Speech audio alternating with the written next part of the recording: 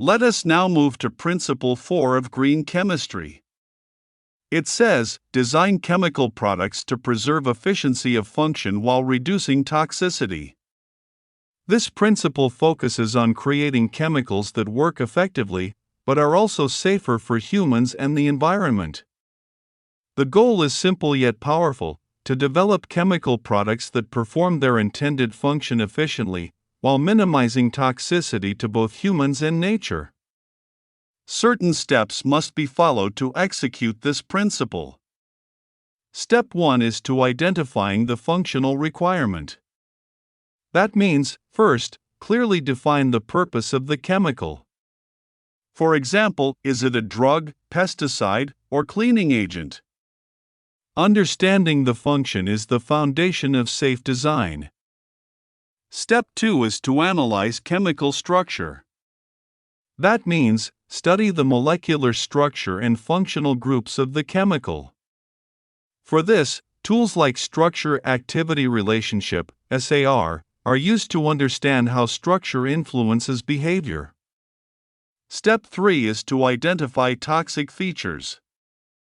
Identifying the toxic functional groups or structural alerts that are the parts of the molecule responsible for harmful effects. Step 4 is to eliminate or modify toxic groups. Once identified, the aim is to remove or replace hazardous groups with safer alternatives. This step is key to reducing toxicity at the molecular level. Step 5 is to redesign the molecule. That means, reconstructing the molecule by introducing non-toxic functional groups in place of toxic groups and ensure the product is biodegradable and environmentally safe. Step 6 is to maintain efficiency of the chemical. While making these changes, a chemist must ensure that the product still performs its intended function effectively. Safety should not compromise performance. Step 7 is to optimize dose and delivery. This means designing chemicals that are effective at lower doses. Strategies like prodrugs and targeted delivery systems help minimize exposure and side effects. Step 8 is application-based design. This means, a chemist must consider its application while designing the chemical. For example, a pharmaceutical must be effective at lower doses with fewer side effects. For agriculture, pest-specific chemicals that are safe for beneficial organisms should be designed.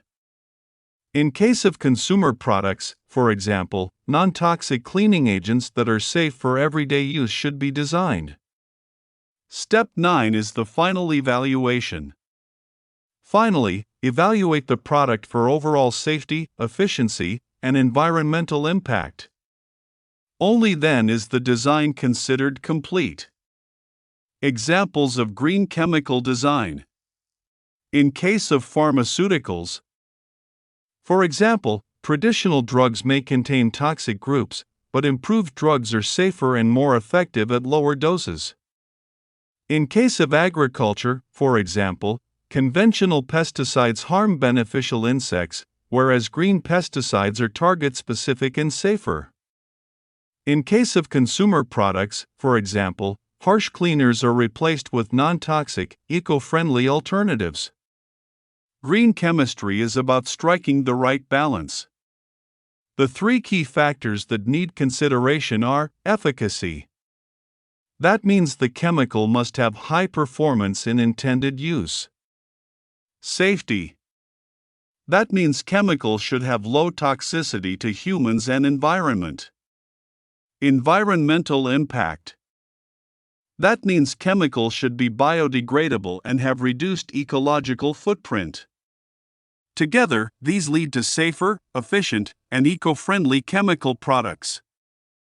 In conclusion, green chemistry is the pathway to a healthier planet and a more sustainable future.